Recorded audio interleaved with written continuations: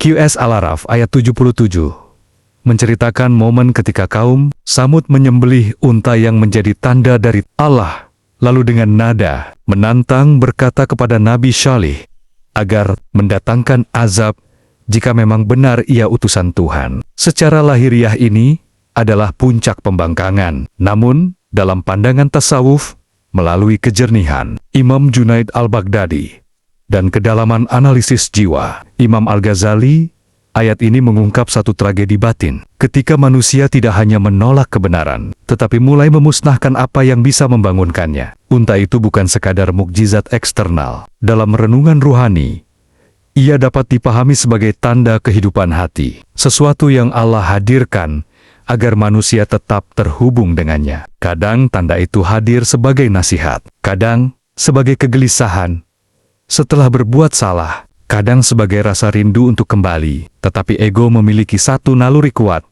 Ia tidak suka diganggu. Junaid melihat bahwa nafs diri egoistik akan berusaha menyingkirkan apapun yang mengancam dominasinya. Maka, membunuh unta batin berarti mematikan suara nurani agar hidup bisa berjalan tanpa koreksi. Ini tahap yang lebih berbahaya daripada sekadar lalai. Karena di sini ada unsur kesengajaan. Al-Ghazali menjelaskan bahwa dosa yang terus diulang tanpa penyesalan perlahan mengubah struktur hati. Awalnya bergetar, lalu terbiasa, akhirnya kebal, seperti tangan yang terlalu sering terkena panas. Lama-lama kehilangan sensitivitas. Lalu perhatikan kalimat tantangan mereka kepada Nabi.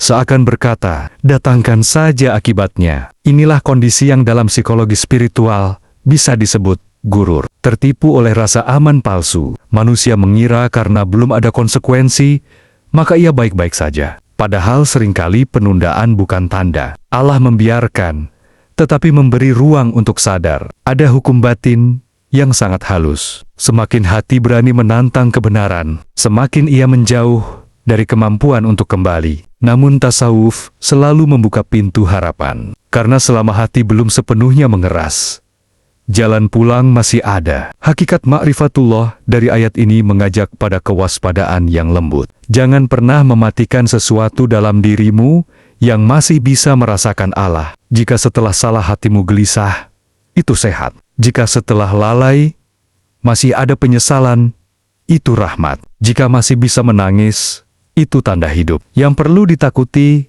bukan jatuh, tetapi tidak lagi merasa apa-apa saat jatuh. Junaid memberi isyarat indah bahwa orang yang dekat dengan Allah bukan orang yang tak pernah tergelincir, melainkan orang yang cepat kembali sebelum hatinya mengeras. Al-Ghazali pun seperti berbisik melalui pengalaman panjangnya meneliti jiwa. Hati itu mirip cermin. Setiap dosa menaruh debu. Taubat adalah mengelapnya. Tetapi bila debu dibiarkan menumpuk, cermin itu akhirnya tidak lagi memantulkan cahaya. Ayat ini, jika direnungi dalam keheningan, seakan berkata, rawatlah kepekaan hatimu lebih dari apapun yang kau rawat di dunia. QS Al-Araf ayat 78 menggambarkan datangnya gempa dahsyat yang membuat kaum Samud tersungkur tak bernyawa di rumah mereka sendiri. Secara lahiriah, ini adalah azab fisik. Namun bila direnungi melalui kedalaman tasawuf, dalam kejernihan Imam Junaid al-Baghdadi, dan ketajaman jiwa Imam Al-Ghazali, ayat ini berbicara tentang runtuhnya struktur batin ketika manusia terus menolak kebenaran. Perhatikan simbol yang sangat sunyi.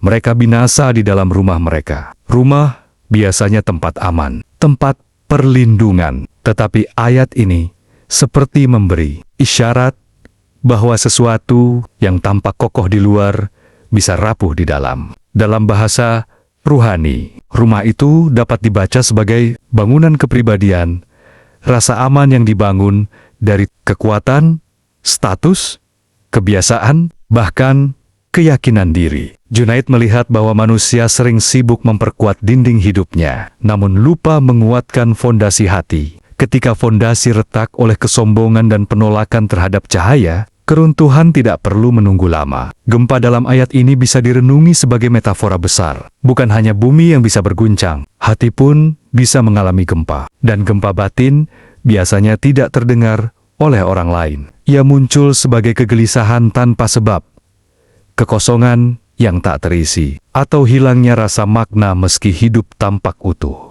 Al-Ghazali menjelaskan bahwa hati memiliki daya rasa terhadap kebenaran. Namun jika rasa itu terus diabaikan, sensitivitasnya mati perlahan. Pada titik tertentu, manusia tidak lagi merasa jauh dari Allah. Dan justru itulah tanda terjauhnya. Ini kehancuran yang paling halus. Bukan harta yang hilang, bukan tubuh yang jatuh, tetapi arah hidup yang runtuh. Ayat ini juga memberi pelajaran tentang hukum spiritual yang jarang disadari. Azab sering bukan kejadian tiba-tiba, melainkan akumulasi dari penolakan kecil yang dibiarkan berulang. Setiap kali hati berkata tidak pada kebenaran, terbentuklah retakan. Retakan itu mungkin tak terlihat, sampai suatu hari, bangunan tak mampu lagi menahan dirinya. Namun tasawuf tidak membaca ayat seperti ini untuk menakut-nakuti. Para sufi membacanya sebagai undangan untuk waspada dengan penuh kesadaran. Junaid memberi isyarat bahwa keselamatan bukan milik orang yang merasa kuat, tetapi milik orang yang terus menjaga kelembutan hatinya. Sedangkan Al-Ghazali mengingatkan satu latihan penting, muhasabah, meneliti keadaan batin sebelum Allah mengguncangnya, agar kita sadar. Hakikat marifatullah pada ayat ini membawa kita pada pemahaman yang sangat dewasa. Jangan terlalu percaya pada apa yang tampak kokoh dalam hidupmu. Periksalah apa yang menopangnya. Jika yang menopang adalah ego, ia rapuh. Jika yang menopang adalah Allah, ia tenang bahkan saat badai datang. Ada satu renungan yang terasa sangat dalam bila dibiarkan berdiam di hati. Manusia sering takut kehilangan tempat tinggal, padahal yang lebih perlu ditakuti adalah kehilangan tempat pulang, yaitu Allah. QS Al-Araf ayat 79 menggambarkan Nabi Salih yang berpaling setelah azab menimpa kaumnya. Ia berkata bahwa dirinya telah menyampaikan risalah dan memberi nasihat, tetapi kaumnya tidak menyukai orang yang memberi nasihat. Pada permukaan, ini adalah penutup sebuah tragedi kenabian. Namun dalam tafakur tasawuf, melalui kejernihan Imam Junaid al-Baghdadi dan kebijaksanaan batin Imam Al-Ghazali, ayat ini berbicara tentang satu kenyataan sunyi dalam perjalanan menuju Allah. Tidak semua hati siap menerima cahaya. Bahkan ketika cahaya itu datang dengan kasih, tugas menyampaikan, bukan mengendalikan hasil. Junaid menekankan adab spiritual yang sangat dewasa. Seorang hamba hanya bertanggung jawab atas keikhlasan amalnya, bukan atas bagaimana orang lain merespons. Ini membebaskan jiwa dari beban tersembunyi,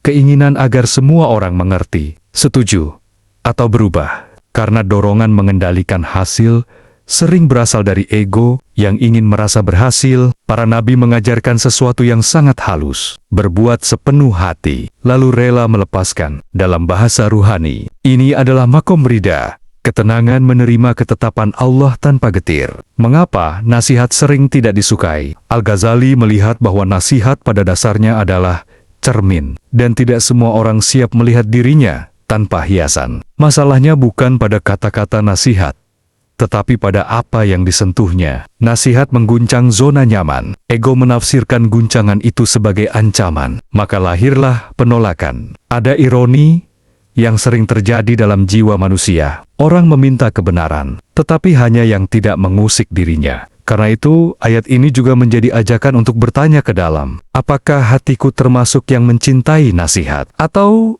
diam-diam alergi terhadapnya? Berpaling dengan damai. Perhatikan sikap Nabi Salih. Ia berpaling, tetapi tidak dengan kebencian. Tidak ada dendam dalam ucapannya. Hanya pernyataan jernih bahwa tugas telah ditunaikan. Ini tanda hati yang bersih.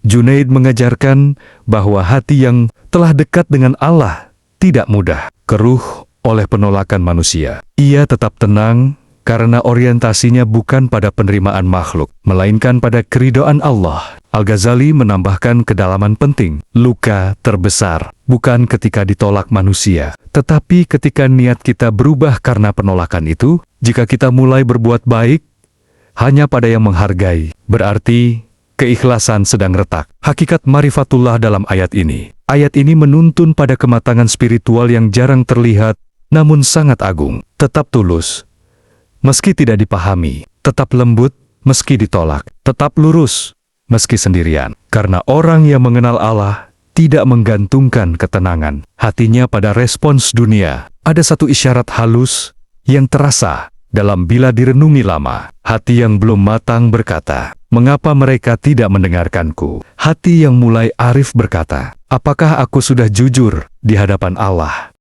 QS Al-Araf ayat 80 membuka kisah Nabi Lut ketika ia berkata kepada kaumnya, "Mengapa kalian melakukan perbuatan keji yang belum pernah dilakukan oleh siapapun sebelum kalian?" Ini bukan sekadar teguran moral. Dalam tafakur tasawuf, menurut Imam Junaid Al-Baghdadi dan Imam Al-Ghazali, ayat ini menyentuh lapisan terdalam tentang fitrah jiwa dan bagaimana ia bisa menyimpang ketika nafs mengambil alih kemudi. Perhatikan kata perbuatan keji.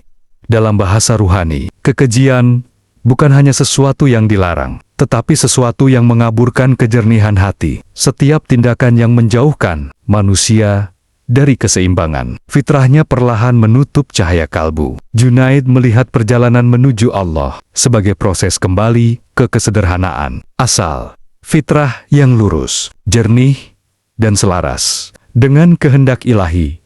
Ketika manusia mulai menganggap penyimpangan sebagai hal biasa, itu tanda bahwa kompas batin sudah bergeser. Yang berbahaya bukan langsung jatuh ke dalam kegelapan, tetapi ketika kegelapan terasa normal. Al-Ghazali meneliti fenomena ini dengan sangat tajam. Ia menjelaskan bahwa dosa memiliki fase psikologis. Awalnya terasa asing, lalu ditoleransi, kemudian dibiasakan, akhirnya dibela. Pada titik terakhir, hati tidak lagi melihatnya sebagai kesalahan, bahkan bisa merasa bangga. Disinilah tabir kalbu menebal. Ayat ini juga memberi isyarat tentang bahaya kolektivitas dalam penyimpangan. Ketika lingkungan bersama-sama menganggap sesuatu wajar, individu kehilangan cermin untuk mengoreksi diri. Karena itu para sufi selalu menekankan pentingnya menjaga kesadaran pribadi. Jalan menuju Allah sering sunyi, bukan karena harus menjauh dari manusia, tetapi karena hati tidak boleh larut tanpa arah.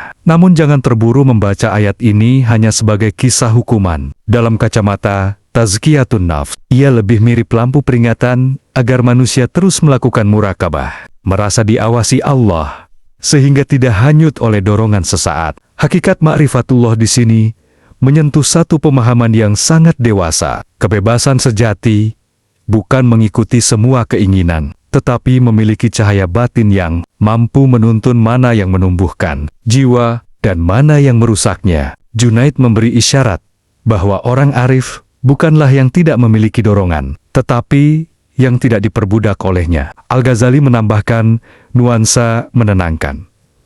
Hati manusia diciptakan lentur. Selama masih ada kesadaran dan penyesalan, jalan kembali tidak pernah tertutup. Maka ayat ini bukan hanya peringatan, ia juga penjaga arah. Jika direnungi dalam keheningan, seakan terdengar bisikan lembut, "Jagalah fitrahmu sebelum dunia menuliskan terlalu banyak debu di atasnya." Sebab dalam rahasia perjalanan menuju Allah, bukan seberapa jauh seseorang pernah menyimpang yang menentukan nasibnya, melainkan apakah ia masih mengenali arah pulang ketika hatinya dipanggil kembali.